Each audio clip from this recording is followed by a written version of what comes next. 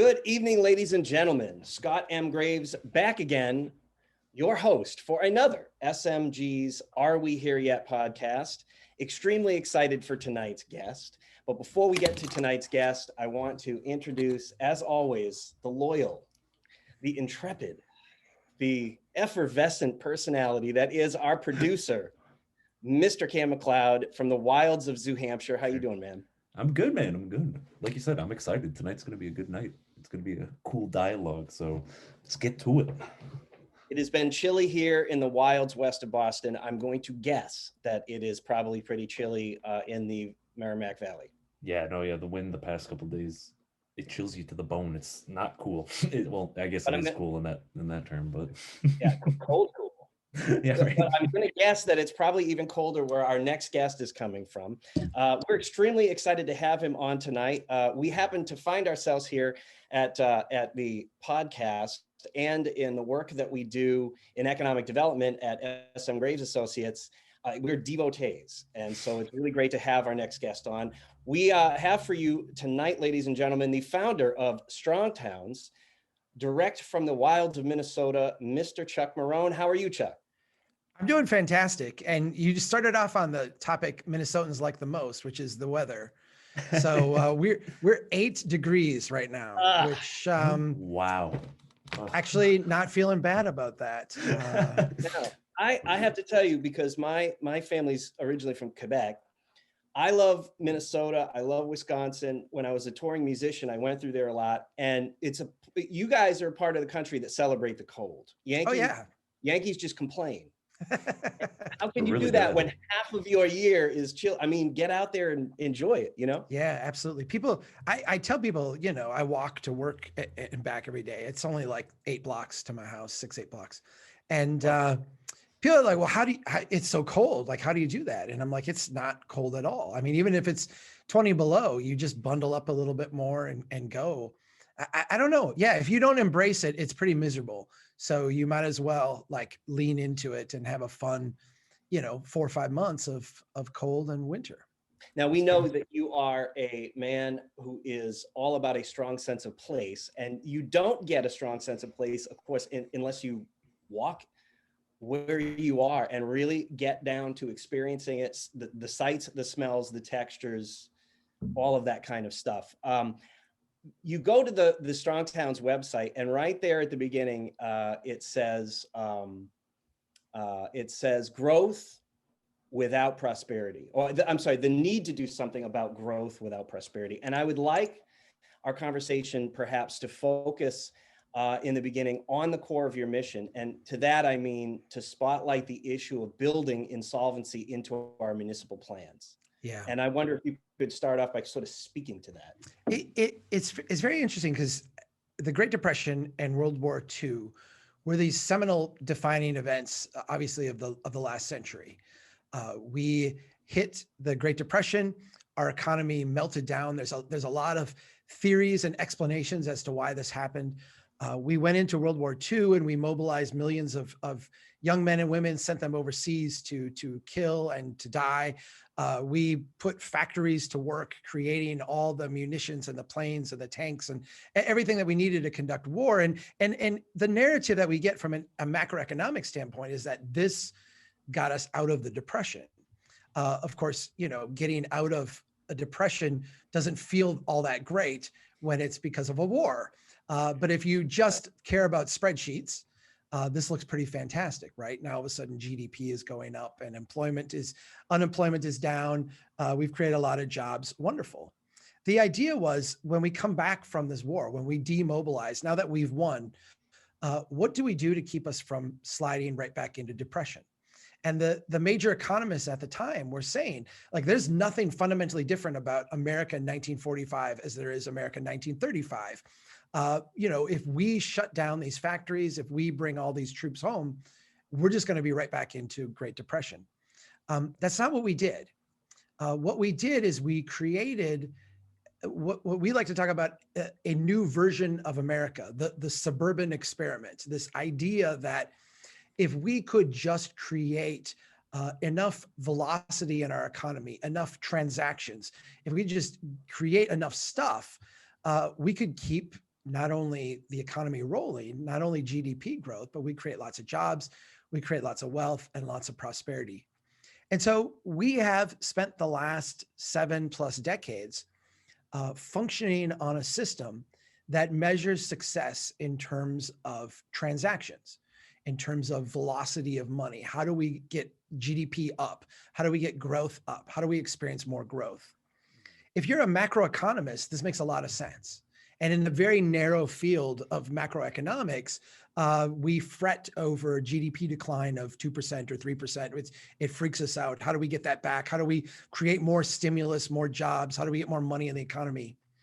But if you're a community, if you're a local government, if you're a collection of people working together at the local level, transactions don't do you much good if you lose money on them.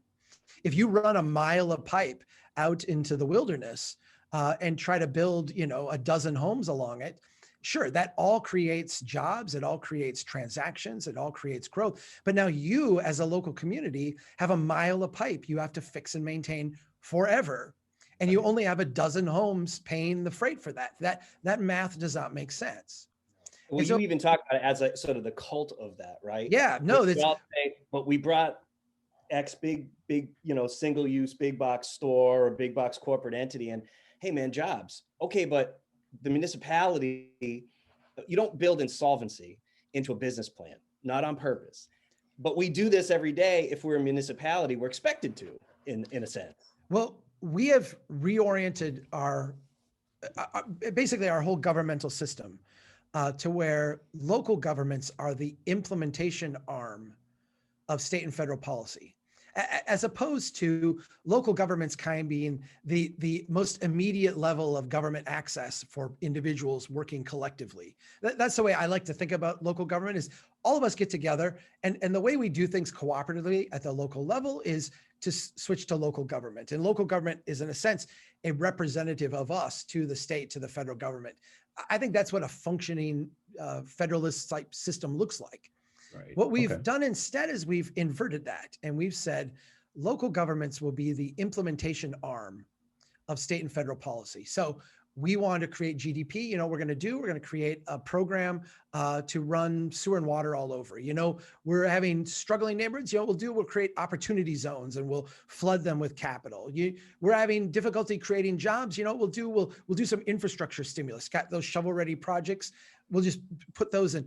And so local governments tend to orient up the government food chain around what flows of capital are coming from Wall Street, from the federal government, from the state government. How do we capture those? And then how do we position ourselves so we're, in the best frame to do those?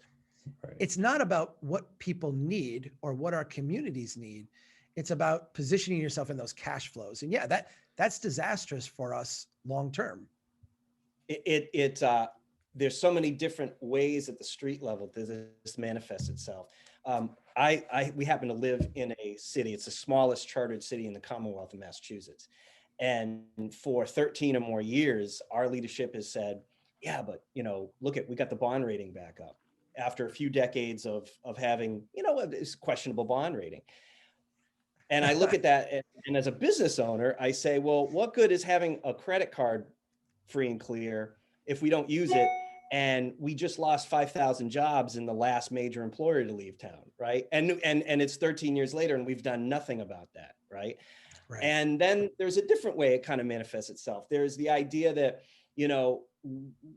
community development and planning will go after grants, and so what we're doing and the strategy behind that fits the grant programs. Now, that may or may not benefit anything having to do with having a greater strategy for business development or economic development for community. But we're going to do that because that's the way that we get the money in. And it's exactly what you're saying. It's a top down where it might not be what's going to be most useful for us, but hey, that's where the money's coming from. So everything sort of flows from there. And it's highly, it's destructive to, especially I think, your smaller communities and rural communities too, not just the urban landscape. We talk a lot about spending, at the federal level. Economists talk a lot about how spending crowds out other things. So if the federal government's taking on a lot of debt, it crowds out other investments. If we suppress interest rates, it tends to crowd out, more safe investments. It makes things riskier in a marketplace. We see this also in government spending. My community right now, I live in Brainerd, Minnesota. We have generally, in my lifetime, had the worst unemployment in the state. So if the state's at 6%, we're generally at 8. If the state's at 8, we're at 11. Right. We're an old mill town. We had a paper mill. We had a rail yard. Both of those major industries are gone, and so we've tended to struggle here. If you look right now at City Hall and you went and talked to them and said, what's the urgent thing you're working on? Now understand, we're in the middle of a pandemic. We've had businesses closed. We've had all this struggle. There's so many things that need to be done. Yet go to City Hall and say, what are you working on? What are you spending your time on? One of the number one top 3 items right now is a children's museum. Why are we working on a children's museum? It's a nice idea, very pleasant, right? Yeah. We can create a place. Yeah, right, we can, families can go there, and we can create a whole narrative around why a children's museum is a priority for the community. But the reality is it's a priority because there's a state grant program that will pay for children's museums. And so all of a sudden we've defined every struggle and every problem that we have in terms of children's museums. Right. You see this a lot of time with transportation. We need to create jobs. We need to create growth. We need to create investment. We need to attract outside capital. All of a sudden that translates into a transportation project. We need to take this 2-lane street and make it a 4-lane. We need to do a streetscape. We need to do that. And why is that? It's not because that's the need. It's because that's what we can get funding to do. Right. And so what has happened is this top-down approach has crowded out a lot of innovation, a lot of ideas, a lot of entrepreneurship, a lot of bottom-up action. The type of things that our cities, are desperately in need of are crowded out. And I fear now are going to be crowded out even more as we ponder trillions of dollars of stimulus, trillions of dollars of infrastructure funding, trillions of dollars of top-down projects to try to juice the economy. It creates a sugar high, no doubt. But it's made our cities really, really fragile. Yeah, I want to talk about for a moment too what this also means for the scale of the ecosystem. Every community is in and of itself an ecosystem, and all of these ecosystems connect to create a state, to create a region, to create this whole nation, right? Right. So you talked a moment ago about we go from the 2-lane Main Street to the 4-lane road to the all of the overabundance of infrastructure that we've built. And this profoundly affects each city and town. So I want you to talk about that and then bring that back around to how it looks economically in the long-term approach. Yeah, well, I think it's interesting because cities, we describe them as human habitat. If you go back throughout history and you look at the history of cities, what you're seeing is a complex adaptive system. You're seeing an emergent phenomena. Cities are not something that historically were planned out around major infrastructure investments. They were things that kind of built up over time by the messy, interactions between many different competing interests. Right. We can look historically at cities and they would tend to grow the same way that a culture grows in a petri dish. You would kind of get this incremental expansion, outward, upward, and things kind of thickening up over time. Mm-hmm. What we have done post-World War II, largely with our transportation investments, but also with other kind of related infrastructure, is we've gone in and said, you know what, we can juice that growth, we can create that growth. If we just put the superstructure out there, let's build the roads. Let's subsidize the frontage roads. Let's get a developer in to put that infrastructure out there. Let's do that.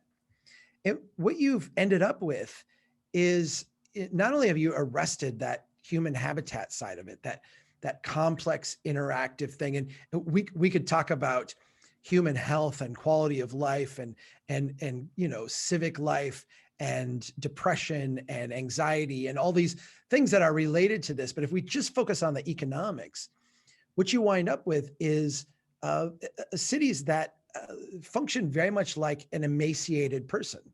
The structure is there, but there's no meat on the bones. The structure is there, but there's no substance in there. Right. If you go out and walk, and we started this whole conversation by talking about getting to know a city by walking. If you go and walk most cities today, particularly the further you get out from the core of the city, what you recognize very quickly by walking is that American cities are nothing but gaps. Massive, massive gaps. So that space between the Walmart and the strip mall and the McDonald's, that when you're driving by at 55 miles an hour, it doesn't seem that big. When you're on foot, it is massive. It's huge. It's the scale of a nation designed for the automobile. It is. And to make you feel comfortable within that environment, and we separated everything, right? I work over here, I recreate over here, I live here. And it's all this single use of property. And you must drive in between them all. Right, right. This is why a city like mine, that has not added any people since the end of World War II. We literally have the same population within like a couple dozen people as we did at the end of World War II. That's funny. Same here in the Chair City. Same thing.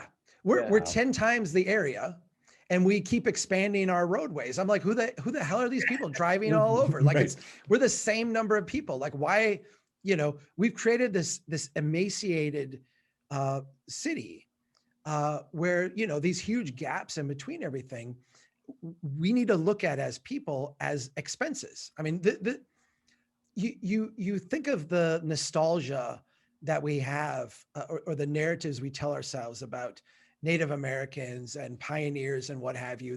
They were such frugal people. They didn't have much, and so they made good use out of everything they had. They used every piece of the buffalo, is what we would say out in my part of the world. That's right. You look at that, and that is an admiration for the resiliency of poor people. People who don't have much make use of everything they have. We have created a system that gives us this illusion of wealth. And so we actually feel like we're very rich. We feel like we have a lot. We feel like we don't need to worry. If you go back, and in your part of the world, this is very, very apparent. You can go back to the old cities and you can look and you'll see in all of them, these little odd places where there'll be a 10-foot wide building or a 12-foot wide building between two other things. How did that happen?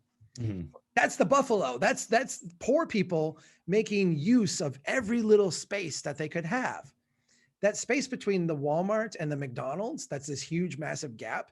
There's thousands and thousands, tens of thousands, sometimes hundreds of thousands of dollars of capital investment, public investment in the ground right there, doing nothing. Right. It's one of those cases. We are a culture, and we have been since the founding of this republic, a culture of the future, right? Everything's gonna be better.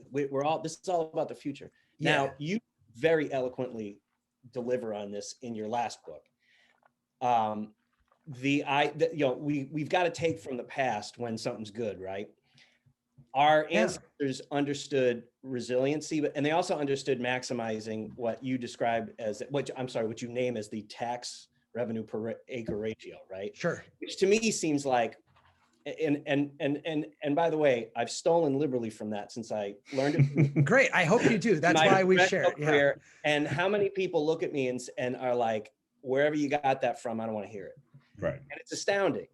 It's astounding. But in a moment, I want you to talk to that. I just want to mention a generation, 3 generations, 4 generations ago, our ancestors understood density. They understood mixed use as forms of resiliency. They understood scale. And they also understood this idea that you can incrementally develop your space, and that you probably should do that because the economy in this republic has always gone up and down. It's always gone in cycles, for better or for worse. And I don't understand, maybe it's just that, Bretton Woods, 1943, and since then we've basically had kind of excessive liquidity, right? For the last 5 years, which fueled a lot of this, but talk to a lot of this. Well, I think there's a couple of really important points there. The first one is, you said our ancestors understood this stuff. I want to make sure that everybody puts that in a context, because it makes it sound like they made some conscious decision. Like they looked and they said, well, we could do it this way, or we could do it this way. And they were smarter than us. The reality is that the wisdom that they had about how to build places was inherited wisdom. It was wisdom that was handed down to them. It was knowledge given to them. The same way we know that when you're building a strip mall, you put the parking in front and a big, huge sign. That's our wisdom. Their wisdom was, if you want your city to survive, if you want your city to thrive, if you want to have, the maximum level of resiliency and adaptability, because that was the filter that they had to pass through, right? Mm-hmm. Cities that didn't do those things became ghost towns. They went away. Their wisdom wasn't passed on. So the fact that they had to endure gave them a whole bunch of strategies for how you build cities that endure. This is why going back and studying these historic places gives us a real deep understanding of what makes a city work. Mixed use neighborhoods, they just called those neighborhoods, right? I mean, there was no such thing as mixed use neighborhoods. It was just a corner store because because there's people there running a corner store. Right. Like, it's no big magical thing. So you look and there's a whole bunch of wisdom. One of the things that you said is that, we've always had this kind of optimistic vision of the future, and we do. You see this today in the automated vehicles, the electrification of the grid, the hyperloops, all these things that we're going to do.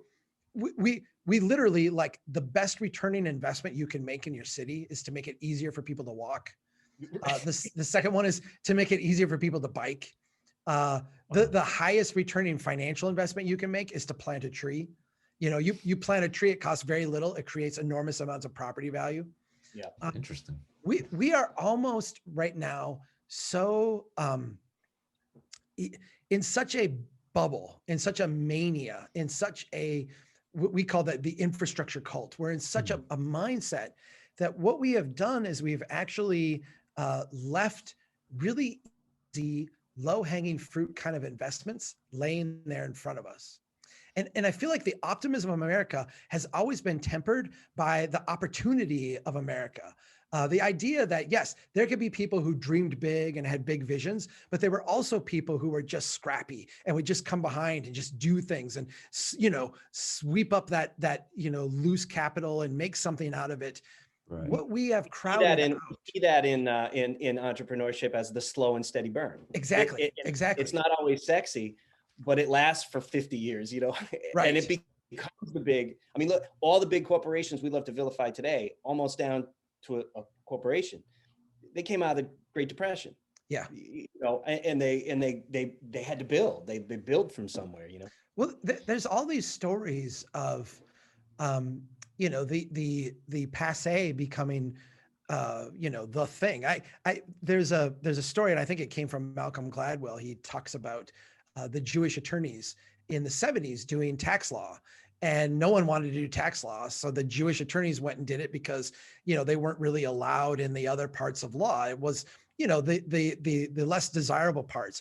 And then all of a sudden you get into the 80s and tax law is the thing. It's the mergers and acquisitions. It's a tax law. You see this huge bump up in Jewish wealth because of this, because they were positioned in the right place. I feel like today what we've done is we've said, no one does tax law. We've said no one does sidewalks and crosswalks, and no one does street trees, and no one does these simple investments. And so we've just crowded them out. We don't fund them. We don't create systems for them. We don't even measure their success. The accounting standards that cities are required to use counts a non-performing asset as an asset. If you create a road and the road creates no tax base at all, and nobody drives on it and nobody uses it, and it counts as added value. You actually grew the wealth of your community because you have this road. That's what our accounting systems require cities to do. It is completely backward. It's actually the tax base that we should be tracking, and no city is, not only are they required to track it, no city bothers to track it. Who cares? It would be like a company that tracked how many stores they had and how many shelves they had in a store, but didn't worry at all about the sales or the profit margin or the return on investment. You would say that's ludicrous. Yet that's what we've set our cities up to do. This is what I was saying earlier about you build insolvency into your financial model, and people say, yeah, but it's going to create jobs. And it's like, yeah, but we make our money off of property tax. So Yeah. why are we giving away 20 years of free property tax to people who aren't even from here? Right. Right. It sounds insane, doesn't it? I mean, you say these things and people are so accustomed to the other way that they'll look at you and say, are you crazy? Are you nuts? But yeah, if we can create 200 jobs, but we lose $5 million, why would we do that? Why wouldn't we do something that created 5 jobs and we made $100,000? Like that seems like a better, multiply that 20 times, and then right? keep doing that over and over and over, right? Like why wouldn't we do that? So one of the things that I love about Strong Towns broadly, your whole team, is this idea that you guys speak to truth and you go right into what all these challenges are, but at the same time, you're offering a whole lot of solutions, alternatives, and all that. So we've talked a little bit about the stuff that gets us all angry or antsy. I won't say angry, but the stuff that gets our blood hot. It gets us worked up. Yeah. It gets us worked up. It's exciting. But what are some of the things we can do that reverse some of this? And what I love about it too is it's about working together. So speak to some of that. Yeah. The places that I've gotten the most inspiration from were not places I expected to. Detroit, Memphis, Shreveport. I've been able to spend lots of time in all these places. And I think from the outside, from the macroeconomic perspective, these are all places that are deeply, deeply struggling. But they're places that also reveal to me a lot of the greatness that all of our cities could do if they chose to. What you find in places like this is that they don't focus as much. They still are seduced by it every now and then, but they don't focus as much on the big project because they don't have the capacity to do it. Like it's not an option for them. It's not even on the menu. Yeah. It's not even the menu. Right. And so what you find in these places are individuals divorced from the government, like not part of the local government often, out there doing things that in other cities would either be taboo or not accepted, such as putting in their own crosswalks or planting their own trees or fixing up their own buildings, or they're doing it in conjunction with the city. So I'm out here doing this small thing and the city comes out and kind of reinforces the gains that I've made. There's a relationship, a beautiful relationship between neighborhoods and the local government, where you actually see, I think, the orientation right. It's not the implementation arm of federal policy. It is, how do we support the people who are out here, people from our community who are out here with their own sweat equity trying to make this place better? How do we clear the path for them? How do we help them do the next smallest thing, is what we call it at Strong Towns? How do we help them thicken up this neighborhood, create some momentum? What we have found is that the greatest indicator of success, and I'm an engineer and a planner, so I tend to deal with like the technical stuff. And this is where I have had to learn a lot in the decade plus that I've been writing at Strong Towns. What we find is that the places that have the greatest level of social cohesion, the greatest level of people willing to roll up their sleeves and work together, kind of the soft skills in life of I look after my neighbor looks after me, we're all in this together. These are the places that are seeing the greatest amount of gain today. If you have, I think, one of the ways that I like to discuss this is if you have a neighborhood worth $1 million and you can increase the value of that neighborhood by 5% a year, show me a portfolio somewhere that does that, that will add $50,000 of value every year over and over and over. It's an amazing portfolio. Like, you're very happy with that. Like, I'm very content with that. When we look at some of the poorest neighborhoods in our communities, we can do that and more with really no risk at all to our public balance sheet. Right. We can go out and focusing on where people are struggling within that neighborhood. We can start to incrementally build wealth there by doing things like basic maintenance, fixing sidewalks, picking up trash, planting trees, putting back in crosswalks, helping people fix up the exterior of their buildings. Basically give people confidence that when they show, I'm going to use a hippie word, not an engineering word. When people show love to their own neighborhood, it will actually love them back. When we can give them the confidence that that will happen, even the poorest neighborhoods, the poorest people will invest in their own place. They'll take the time and the effort and the energy to make their place more valuable. Right. Well, right, because then it becomes a place that connects to them. It actually becomes them to a degree, right? It's their actual true home in that regard. Well, and there's another important thing with that, which is poor people, for the most part, are not only are they resilient, they're extremely creative. They're entrepreneurial. It's expensive to be poor. They're the most creative entrepreneurial people we have. Yes. Mm-hmm. I think, Cam, that you're right, that, you know, they will claim it as theirs and they will own it. Mm-hmm. I'm going to say something a little more cynical. Okay. They will actually benefit from their actions. You know, right. I think we underestimate that sometimes. I mean, there's a synergy. You want to love your place and believe in your place and own it and feel a sense of pride about it. But right. That has to be accompanied by you having some payback for your efforts, right? Like if it doesn't love you back, it's a toxic relationship, right? Like I really love this place, but it's dropping in value every year and it's not loving me back. I think the astounding thing is that we can actually create neighborhoods and feedback loops where people will benefit from their own actions, their own initiative. To me, that's what, if there's one thing that I feel my grandfather and his generation, he grew up in the Great Depression, went through World War II. He was a Marine, wound up in Japan. This is a person who lived in a different America than I live in. Right. If we look at his America and I nostalgize it, so this is looking through rose-colored glasses to a degree, I feel like the big difference between his and my America is that with his America, you could start out with nothing or very little. Even if you were a minority, even if you were part of an underclass that was not allowed access to the mainstream, you could begin with very little. And through your own efforts, you could see gain from that. Yeah, I feel like, the America we've created today nostalgizes that. I mean, we give political speeches about that, and we pretend that like the great American spirit is this.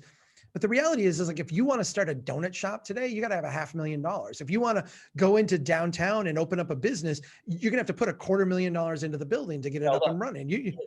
Because we've deregulated investment banking and like global investment banking, and because we have excessive liquidity, we crowded out all the crowded out. Yes. And then on the other side, talk to your community bankers, right? Right. They would love to lend more, but for some time now, we've had virtually zero risk policy for doing, downtown style community banking. Right. And then, like you just said, I mean, even if it's it doesn't matter whether it's a chain or an independent, the amount of liquidity you have to have just to get it off the ground, because what hasn't changed for those of us that have started businesses, I know you own, your own practice. It takes however long it takes, even if you're in a class A neighborhood, your profitability, it's going to take you a while. And that's just the way the life cycle happens. And so people look in a downtown area even in a wealthy community and say, wow, how come that space is every 8 months, people go out of business? It's just like a revolving door. And what I've said for years is, that's how much they had in savings. Right. Because they couldn't get banking. And they thought, I'm going to still take the risk. These are hard. These are smart people, and they want to take the risk. But the reality is, life is life, right? Human behavior is human behavior. Right. You have to be able to survive long enough to get to a profitable point. And most people's savings just aren't going to cut that. Let me give you a residential analog, because the commercial one is really good, and I think it's important. I think the one that many more people will relate to is just a home. So that's fair. If you want to buy a home in my town today, you're going to have to get a 30-year mortgage, which means you have to have be able to qualify for it. The house has to qualify and be mortgageable, which some of them are not because of their state of disrepair or what have you. Right.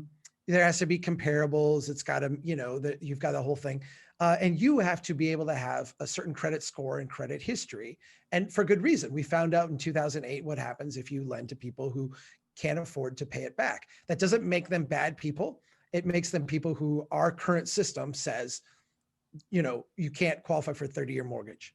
Mm-hmm. If you look at the houses in my neighborhood, and I live in the oldest neighborhood in town, what you will see is that many of them are, now 2,000, 2,500, 3,000 square feet, but they started out as 600 square feet or 800 square feet. They started out as little houses. Now, if you want to go build a 600 square foot house in my neighborhood today, you not only have to meet all the requirements of a house, but you have to meet all the subparts requirements of a tiny house, is what we call it. Because how offensive to have a tiny house in our neighborhood. Well, and Chuck, you're lucky that you can even have zoning that allows for that tiny house, right? Right. Most cities don't. Right. You want to. Right. So what we have done is we have taken a starter home, and we have said, if you're going to build a starter home, you can't get a mortgage, you can't get a permit, you can't build it in this neighborhood. The only thing you can do is buy a fully built out 30-year mortgage, which says, a good half of our population doesn't qualify for a mortgage. Like you're never going to get it. And even if they did, it's not the best investment for them to be making their first time out. Well, no, you know what I mean? Like it's totally know what you mean. Right. You don't want them in that space. So you look at it, and we have all kinds of people in my neighborhood now who are going through financial distress. We're in a pandemic. They've lost their jobs. They're not been able to work. They're under, they're overcommitted on their mortgage, and they're underperforming on their income. Mm-hmm. We won't allow them to rent out their basement, rent out their spare room, convert their house into a duplex.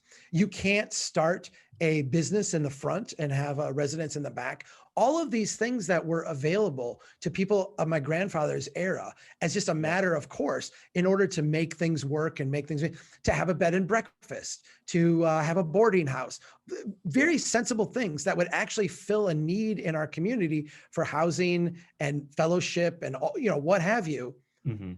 They're taken off the table. They're not allowed. And they're not allowed by zoning. They're not allowed by the building code. They're not allowed by the insurance companies or the mortgage companies. They're not allowed from the top to the bottom. Right. And so all of the things that let's just say a poor person or a person with fewer resources could use to get started, those things are not available to them anymore. Right. And I think that bothers me more than anything else, because it's the antithesis of what we're supposed to be about as a community of people. Yes, because the solution that we come up with from a top down again is, well, let's do a guaranteed income. Let's go give poor people money. Let's help, let's basically allow poor people to not be needed by society, not see any fruits of their own labors, not be able to put anything in and get something back. Let's just give them a menial existence by giving them a base of support. I get the instinct, but I think it's cruel. And I also think it hurts our communities. As a person who grew up poor, mm-hmm. what Likewise. I see is just, why don't we listen to poor people? Right. Like, has anyone asked them? Thank you. This is totally unrelated yet related. In Mike Moore's movie 20 some odd years ago, Bowling for Columbine, the smartest quote in the whole movie is by the guy who nobody expected, Marilyn Manson, right? Everybody's favorite pop star, right? Because Mike Moore asked him, he says, well, what would you say to these kids? He say that, that caused the Columbine massacre. He said, I wouldn't say anything to them. I would have listened to what they have to say. Right. Like if somebody's in pain and somebody's hurting, and you're right, it doesn't come from a bad place. People want to do right by their neighbors, but sometimes those of us that have education and are somebody in their community or whatever, we just forget to just simply listen to the people who have that pain and say, what do you guys think? Because they have plenty of ideas. Like I said, it's expensive in America to be poor. And you got to be creative every day. You make brutal decisions virtually every day. What we tell cities is if you don't know where to start, if you're struggling to make good investments, if you like the strong towns idea, but you're like, I don't know what to do, go out and what we say is humbly observe where people are struggling to use the city as it has been built. Where are people having a difficult time day after day using the city as we have created it for them? And then ask yourself a question: what is the next smallest thing that we could do right now to alleviate that struggle? And literally, we're talking about what can you do with straw bales and cones and paint and tape to help that struggle be a little bit better. Right. And if we just did that over and over and over and iterated and spent the next like decade just doing things at that scale, what we would find is that we could make ridiculously high returning investments where today we spend $1, we get 20 cents, 30 cents back. I'm talking about we spend $1, we get $2, $3 back, like great investments. If we could do that, we would get great investments and we would be improving people's lives. We'd actually be giving people a platform to improve their own situation, which is, I think, what we all ultimately want, right? Well, and Right, would create a for sure. huge amount of momentum, because suddenly people would feel empowered, and then they'd want to be a part of the next project and the next project. Yes. Because you guys have also spoken a lot about, and all of us that have worked, in the public sector, there's plenty of public hearings, there's plenty of opportunity for the public to opine on what they want in a formal setting, and then nobody participates. But there's a cynical there's a cynical part of me, right? And this is a deep, dark part of me that thinks that people are just comfortable having it that way, right? That's fair. I think that's a fair feeling to have. If you talk to people at City Hall, they'll say, "Oh, public hearings, they're so uncomfortable. People get up and they're mad, and you just got to get through it." It is the least amount of pain you have to get through. Go out and experience their life with them. Exactly. That's a far different level of anxiety that you would have to experience. And I feel like we have created systems that, on one hand, and this is a dark, cynical interpretation, but I don't do national politics. Like, I don't get caught up in it because I am deeply cynical about it. I feel like, don't like Twitter. no, because I feel like all of the things that we call solutions are really just ways to assuage both our confirmation, our biases about what we think, and also to keep us from having to actually deal with struggles. And I say that I know people who are deeply empathetic, but they're empathetic at a distance, right? Right. I'm not claiming that I'm not at a distance, because I live an affluent life in a poor city. So that does put distance between me and some of my relatives, some of my cousins, some of my neighbors. But I look and I say,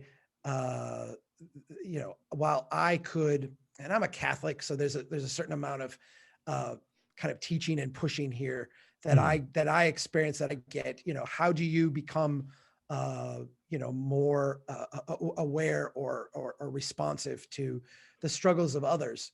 I feel like the gap between me and other people that I hear opining on this and making proclamations about people who live in rural areas, or people who live in small towns, or people who live in, name whatever, what their lives are like. I recognize that it's very much not like what it's described as. Yeah. Right. Yeah. I get you. The Strong Towns movement finds itself in cities large and small, rural areas all over the country. Yeah. So I'm wondering if you have any opinions on the following. No, I don't have many opinions. Just one or two. There's so when we get down at the regional level, at the state or the city level, and we're talking about the big picture items, climate change, or the ways that we can take that and we can change local economies, and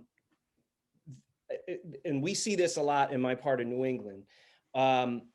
There's a disconnect happening, not because everybody agrees on the broad level solution or the reasons for it, but no one from the rural sector is talking to the urban people, and the urban people, frankly, often they're just not listening at all either.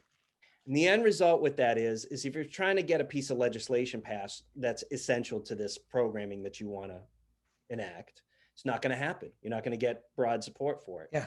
If you are living in a city or a small town where you could just simply look at it from the standpoint of what's the right kind of project, right? And let's all wrap our hands around that, and let's all agree to what just makes sense for us.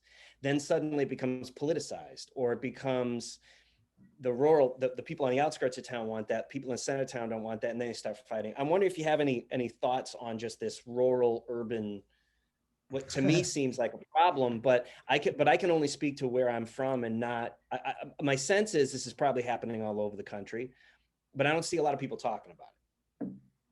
Yeah, I think it is. I think it is huge. I think if rural people lived if the southern part of America was rural and the northern part was urban, we would have separated a long time ago. It's just really hard to separate all the cities from all the countryside, right? There's a great book that was written, I want to say it was back in 2006 now. It could have been before then even, by Bill Bishop, called The Great Sort. And he described this phenomena, I think brilliantly, the idea that as a very mobile society, we are now very accustomed to moving to new communities. And even I think of like my dad's brothers and sister. My dad had 5 brothers and 1 sister, good Catholic family. They all live within 10 miles of each other. And in fact, growing up, I lived for the first 5 years of my life on a road called Marohn Road, which is Marohn Road for a reason. Everyone who lived on there was directly related to me. We wound up moving to the Marohn homestead, which was like a mile from there. I lived next to all my cousins. We just all lived together near each other. That's awesome. And you're today, not French Canadian? How is this, man? What's that? I'm French Canadian Catholic too, and it's the same thing. It's like entire communities will just be all the same last name. Big family. Big yeah. family. No, it's funny because as a kid, there were less than 1,000 people that lived in town, the neighboring town. I live in Brainerd now, but Baxter is like the suburb, like the little, and it was farms then. It was all farms. And the reality is like I was directly related to about 60% of the city. If you went out to, 2 degrees, I would meet a girl at school and I'd be like, oh, this girl's kind of cute. And then she'd come to school the next day and say, do you know we're second cousins? I'm like, oh, I do now. Really? Yeah. Thanks for letting me know. My wife and I met in junior high, but she came from the Twin Cities and moved up here. So that was, I felt confident pursuing that relationship. Gene pool was growing. Yeah, exactly. Good. But you look and my generation, my brothers live all over the countryside. My one brother lives 2.5 hours away. The families have spread out. The phenomena that happens when you spread out then is that we tend to self-sort into what Bishop calls lifestyle enclaves. And Jonathan Haidt has written about this too from a psychology standpoint. The idea that when you move to town, and Bill Bishop describes it brilliantly. He talks about him moving to Austin, Texas. Sort of been in the early 2000s before Austin really blew up the way it has now. He said he went to town and the realtor took him around and they went to one neighborhood and there were signs. This was around the Gulf War. So it must have been like 2004 or something like that. No, support our troops. There were trucks with like gun racks in the back in the driveways. The houses were indistinguishable from the other neighborhoods, but you could just get like the vibe of the neighborhood. He's like, yeah, this isn't really my place. Then they would go to a similar neighborhood, a neighborhood that looked the same, except in the driveways would be a Prius or a small car. There are no blood for oil signs in the yard, like just a different vibe. And he's like, this feels more like my place.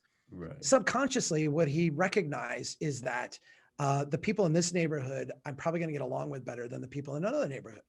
And so what you wind up with is just to use the blunt term, liberal neighborhoods and conservative neighborhoods. Right. Self-sorting.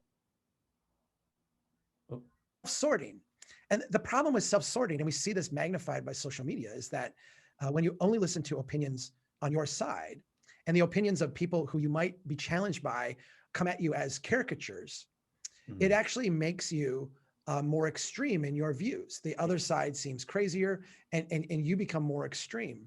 It's also not a good environment for intellectual rigor.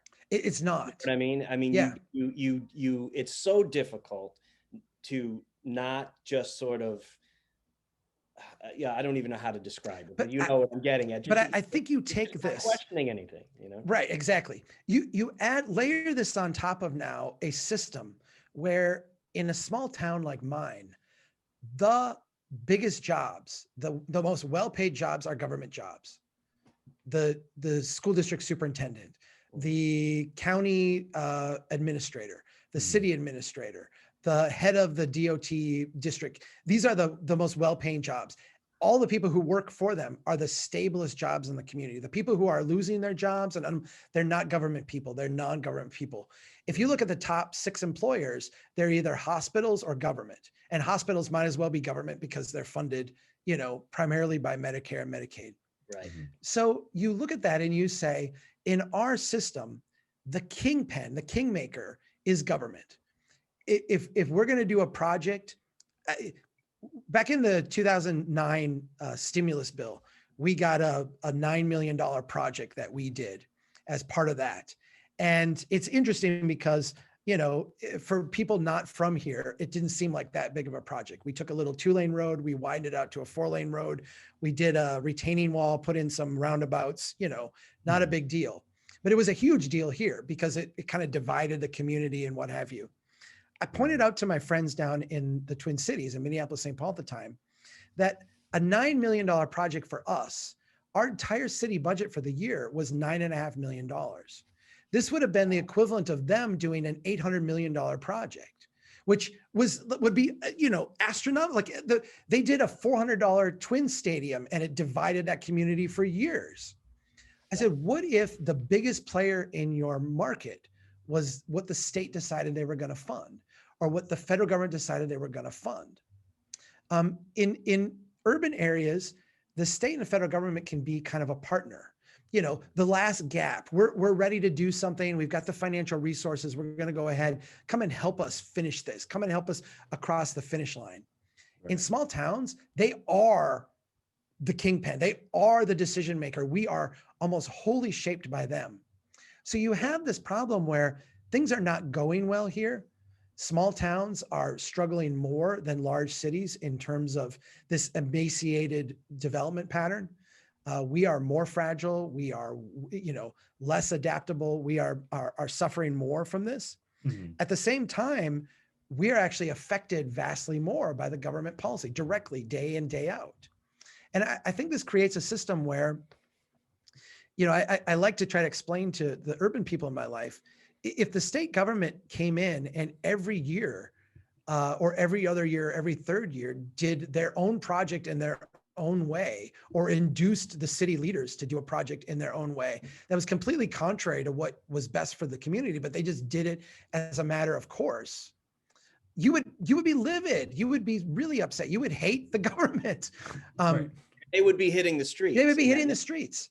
And so I think what we've done is we've created a system that, as you said earlier, like doesn't listen, doesn't respect, and for many good reasons, much of which are empathetic and what have you, start in the wrong place. I think we need a lot more humble policy. And I'm not against the federal government, the state government helping local government do things. I just think that it needs to start from a different place. Right. Sure. Yeah. Yeah. How do you feel about the economic development through the filter of the pandemic, now that we're 11 months in and sort of can start to measure the results of the help that came our way? It is the most bizarre, grotesque thing that I can imagine. I mean, the funny thing is, you know, you go back to 2008 and 2009 and the bailouts and TARP and all this stuff, and you're like, this is disgusting. Like, it makes you sick to your stomach. And you look at the way Fannie and Freddie were handled in AIG, and you're like, this is appalling. The moral hazard here, bailing out people who should be thrown in jail, and now it's so quaint.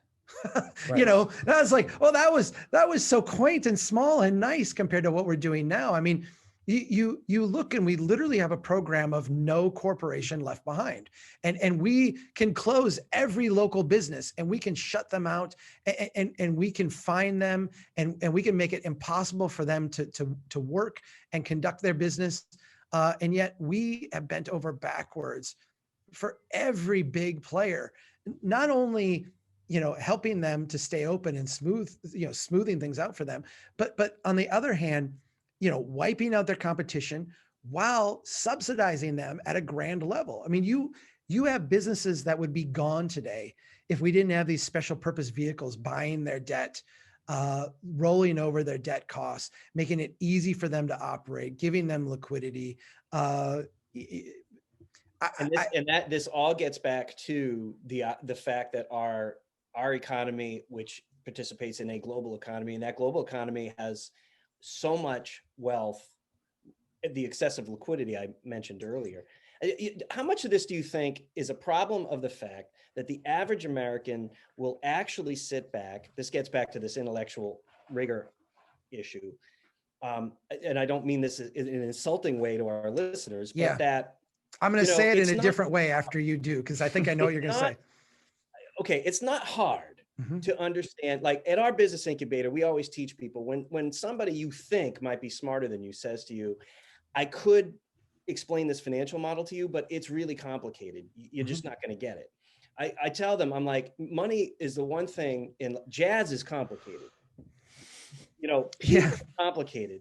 Money is about flow. It goes from over here and it goes over here. And anybody that tells you this financial model for this business is just too difficult to understand, run away from those people. And yet we faced an entire global economy on this and people just assume, oh, it's too complicated, I will never get it.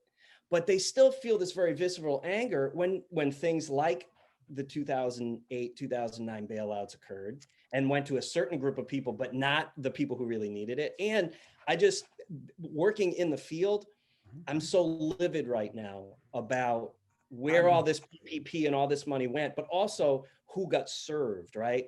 What banks were there for them on day one, and who couldn't get a phone call in, and who couldn't get their questions answered. We've lost over 100,000 small businesses all over the country just since September. Or up to September, March to September, right? And now we've got this in Massachusetts, 16,700 restaurant licenses, over 11,000 of them are out of business, gone, not coming back. They're just gone. How does that happen? And those statistics, I think, to put the human face behind what we know is there.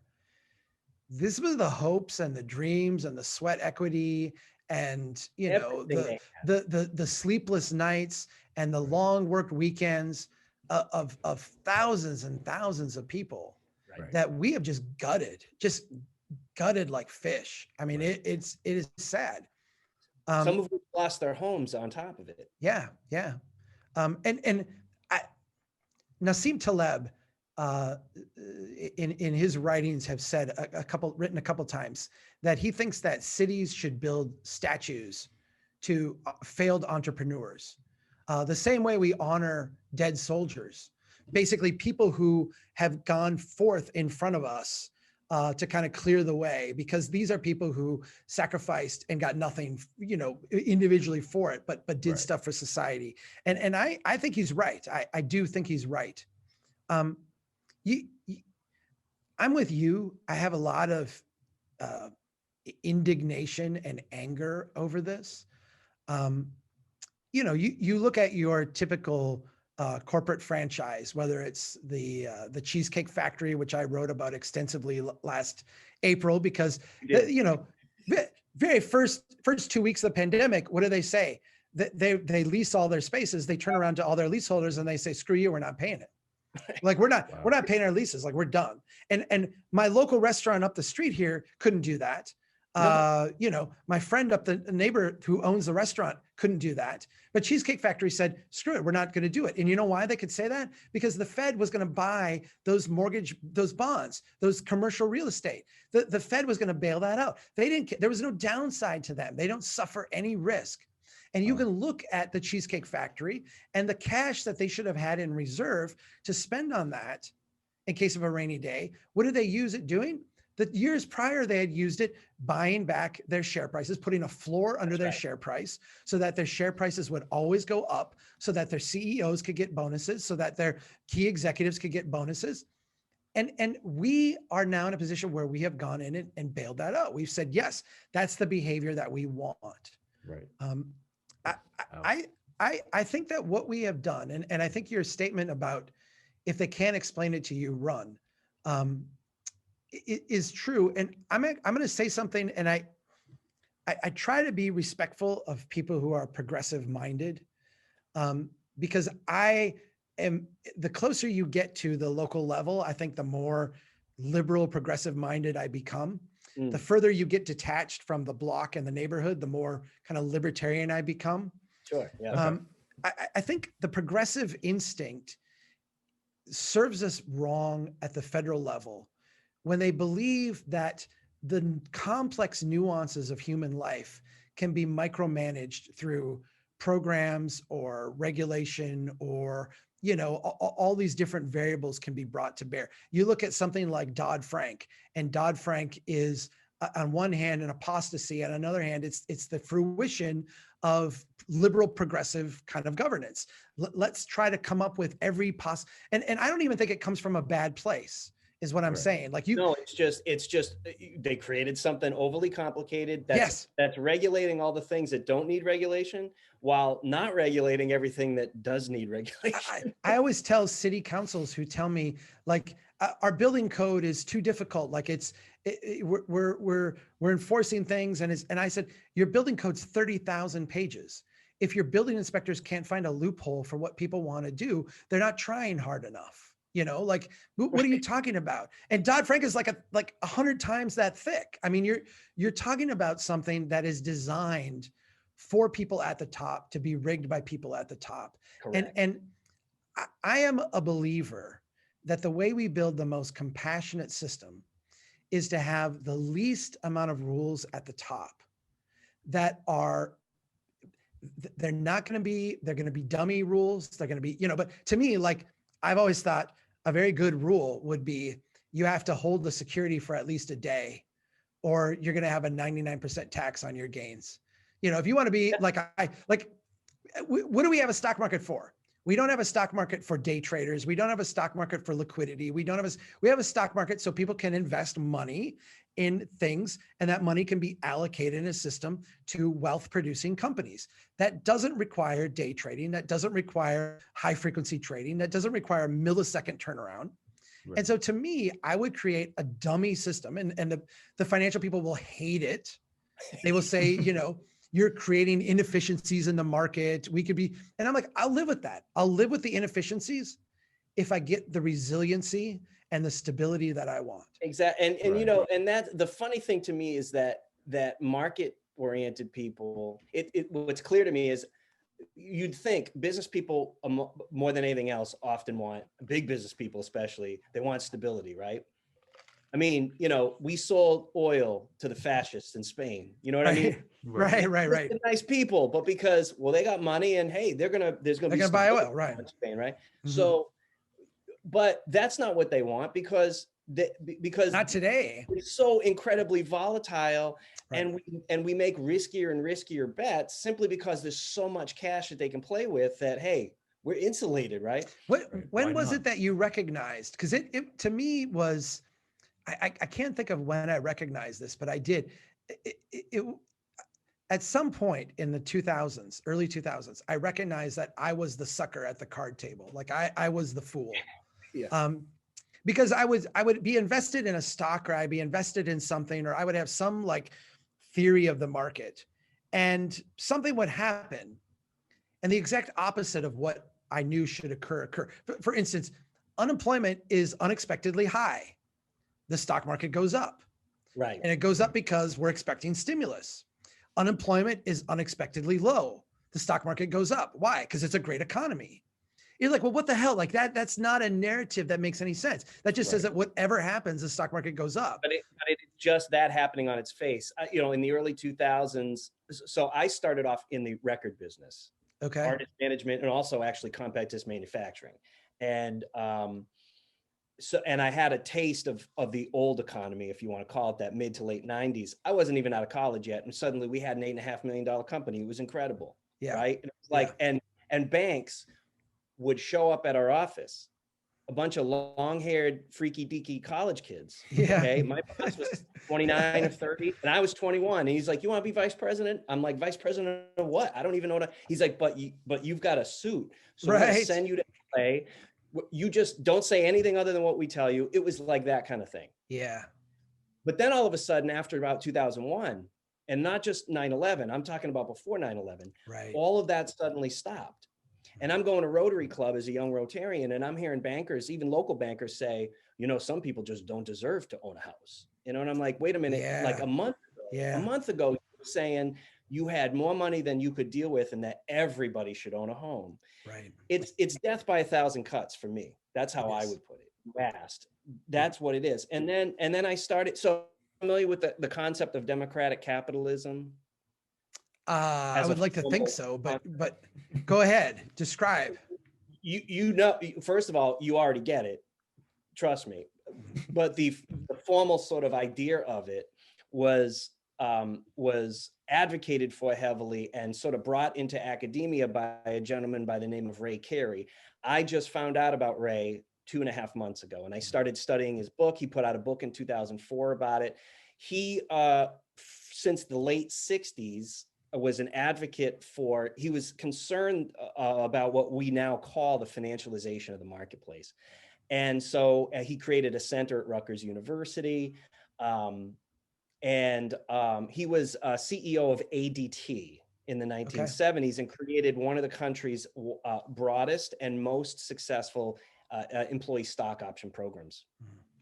Sure. So he lived it. I mean, he did it and said, all companies need to do this, and we need to put all the money back into R&D and stop liquidating companies for Wall Street and all that stuff. Obviously, he lost. Ray Carey, interesting factoid here. I found out, I got the book, I read it. He's a graduate of Gardner High School, class of 1948. He actually grew up here in the city that's our adoptive hometown in Massachusetts. And I missed meeting him. I tried to contact him. He died 10 days before I tried to contact him. But the greater point here is he even wrote in his book, which was published in 2004, by about 2020, 2025, if we're not careful, we're going to start to see all kinds of social unrest. Yeah. Because it's just all heading in this direction where somehow this pressure has to be relieved, which is a shame because all this latent talent and all this resiliency that people have, like, why would we waste that? Right. And here we are. And I don't give a hope. We are wasting it. Right. Right. But we're wasting it right now, you know? And I don't think these $2,000 checks, I feel like it's hush money, you know? Right. Like, I mean, it's short-term hush money, right? Right. That's fair. What good is the $2,000 check when we have programs where we're literally triaging businesses to help them, right? But we can't get those programs funded to help those actual businesses. What good is giving those people a $2,000, check? What are they going to do next month? Because this is New England, man. $2,000 goes pretty quick if you have a mortgage. Well, it will go even quicker or anywhere in the country. Right. If I've always found it interesting, since the Federal Reserve has been very hawkish on wanting to create inflation as if it's something that you can just, create. It's always interesting to me, the rah-rah chorus for this, because there's a strong correlation between the people cheering that and the people who are also saying that this is going to be a benefit for the poor and the economy. And, and I'm like, I don't see how getting to a point where prices are rising amongst consumer goods that people are dependent on is going to help the poor. Like, I don't get that. And it seems they're depending on people to not ask the question that you, or not say what you just said, because most people go, because they're just busy working 3 jobs that still don't pay the bills, and they're just going to keep going to work. I think that's true. I also think that there is again, I get back to that progressive mindset from in our neighborhoods. I love progressives. I love liberals. I want more of them. Like, let's have compassion for our neighbors. Let's have compassion for the people around us. Let's do hard things to make their lives better. From the top down, it just creates this force that I find so destructive, because, people will say, well, these are very smart people. I believe in science. I believe in the Fed. I believe in smart, technocrats running things. Let's get it out of the hands of politicians and into just the hands of the smartest among us who can run this thing. And you wind up with policies where they say, like, literally raising the cost of living for everyone is going to be good for the economy. And it's like, there's no freaking way that anyone who actually is going to be affected by your policy in a negative way is going to believe that. The only people that this benefits is the really, really rich, with, by the way, you're very close to. Stop listening to them and start actually engaging with some real people. Right, because sooner or later the imbalance just creates something far worse. You know what I mean? We're 10 years from the Arab Spring, right? What started the Arab Spring? It was a guy lighting himself on fire because corn prices were so high. That's right. Because they had a bad season in the Ukraine. Yes. And suddenly to produce a loaf of bread in Egypt cost 5 times what it was before. And that was 5 times too much for any single household to afford. Right. And so that stuff happens pretty quickly, and it can happen anywhere. It's just the fact that it happened. It's not the particular country it's in. It's not like, well, this is the United States, that can never happen. You can't say that. And even if that's true, right, why would you do that to people? I'm baffled to not do it. Right. Look, we want to create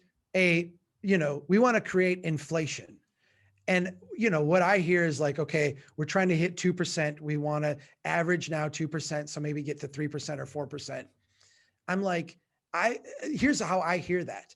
We want to create massive social unrest, but just a little bit that we can control. We don't want it to get too far out of control. And I'm like, you are flirting with things that have destroyed healthier economies than ours. Right. And ours is so incredibly fragile. Yeah. I'm like, what are you doing? Never take it. Right. Truly dancing with the devil. Right. Yeah. Right. So, well, Chuck Marohn, this has been such a fantastic conversation. And I really appreciate you sitting down and talking with us, because I've been, I've absolutely loved everything coming out of Strong Towns. And what I loved about it is it's not like you agree with everything right across the board. You've got great people over there, including yourself, that have great ideas, and they challenge all of us to really think and rethink just the way we want to run our neighborhoods. And boy, do we need that right now. Thank you. I appreciate it. And thanks for the opportunity. Before we go, you should know I played music for many, many years. I was, I've heard a rumor you play guitar, correct? No, I'm not. Well, I'm not a good guitar player. You've been in the music business, so you know the joke. What is a guy surrounded by 5 musicians? The drummer, right? Yeah. So I was a drummer like that when I was young. I mean, like in my class, I was voted the best musician for my graduating class and all this. Like I was going to be a professional musician. Like that's what I was going to do. And I just decided I was going to be a little serious about life. And so I went into engineering. Hey now. No, but I always played music up until my kids were born. So my daughter's 16. I quit my last band when I was 16, but I'm fortunate enough to live in a kind of touristy area. So there were weekend gigs and we had good bands coming through here all the time. And everything. There were plenty of gigs. Yeah. So awesome. we worked all the time. I mean, I worked a full-time job, but every weekend, Friday, Saturday night, we would do these 4-hour gigs. You'd do like 3 sets and you just get to be like an endurance musician. Right. And it it was a ton of fun, and I really miss it. So maybe someday. Yeah, me too. Right? Yeah, Maybe. yeah. It's the traveling that got me. I don't know about for you, but because I did a healthy dose of touring all over the United States for a long time, from the time I was 16, and it's wonderful, and it's led to a lot of the work that we do here with business incubation, and with, simply because I got to see what all that romantic, what I read in Kerouac novels. Yeah. About Detroit, about the Midwest, and then you go there and you're like, wow, there's a lot of empty parking lots at these car factories and stuff. Yeah. It was eye-opening. And then you talk to the people there and you go, well, we got to do something about this, Yeah. But the traveling, people think it's exotic, and it's not. And I do a lot of travel for strong towns. Yeah. There you go. Yeah. I feel for you, man, because drummers always get the ladies, so whatever. The trade-off, you got to get to the gig an hour earlier than everybody else. Yeah. You got all this stuff you got to set up, you got to tear it down. It's just, it's a lot of work. I don't know. There's nothing, there are a few things in life more magical than being in a nice rhythm groove with a bunch of other musicians, and just riding that, while you're waiting for the song to pick up or the guitar to come in or whatever. And there was some grooves that I would just sit there like, I wish this could go on for an hour. Like I would just play this riff over and over and over because it's so good. Just keep it. Yeah. It is the magic of dialogue and of communicating together, not with words.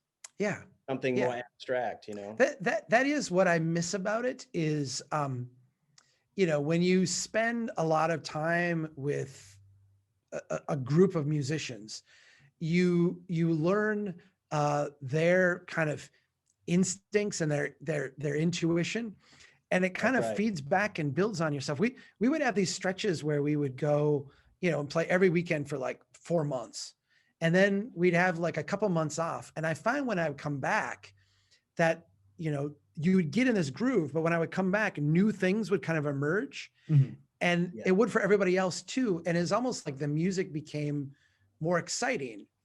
And we actually planned these times off then, because when we come back, it was like you got in a rut almost when you were playing all the time. And then when you took these breaks, you almost like stretched a little bit. And it's a breath of fresh air. You get to relearn it to a degree. So I feel like I'm on a 16-year break now, and maybe it was the same thing. Like I couldn't.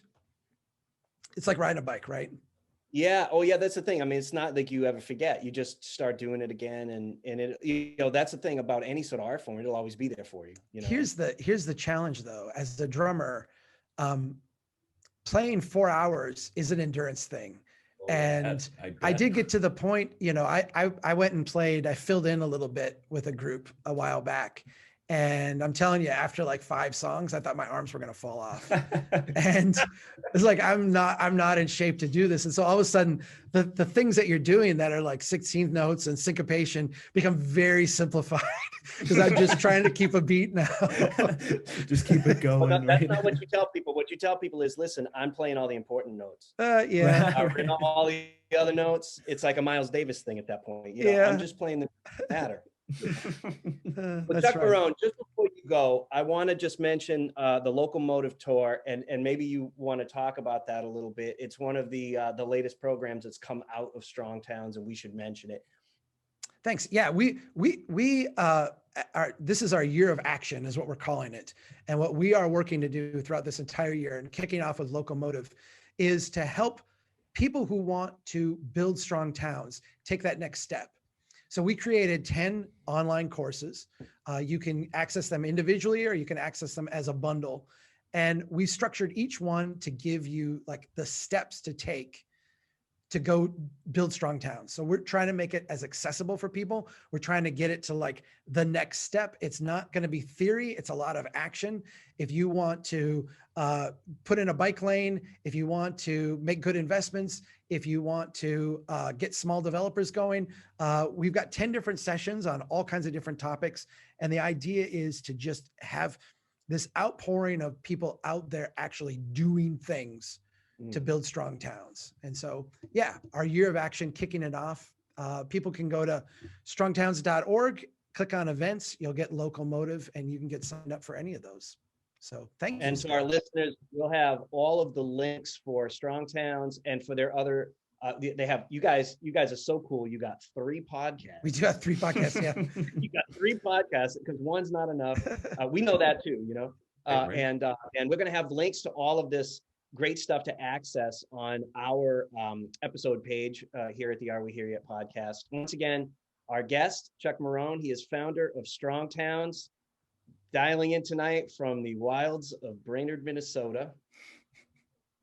Thank you so much. Very nice to meet and chat. I really appreciate it. Yeah, and we thank you very much for joining us. And Cam, as always, it's been great.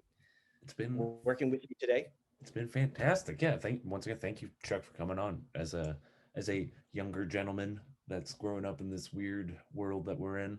It's the zombie apocalypse. We like yeah. Yeah, right. It's cool to know that there are people like you.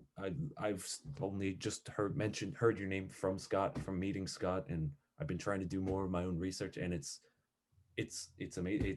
It's fantastic. It's beautiful in its own way, and it's inspiring to know that there are people that care like this. So thank you for coming on and talking with us. Thank you. And I really do appreciate that. This is a labor of love, and it actually started out as kind of therapy for me, working as an engineer and a planner, to start writing what was a blog and then have that take off and grow and have people respond to it. It helps me sleep at night, and it has made my life endlessly enjoyable. So thank you. Thanks for letting me share these ideas. I really appreciate it. Let's keep in touch and maybe do this again sometime. That would be awesome. That'd be fantastic. That would be excellent. Yeah. That would be excellent. Ladies and gentlemen, you have listened to another SMG's Are We Here Yet podcast. Good night. Good night.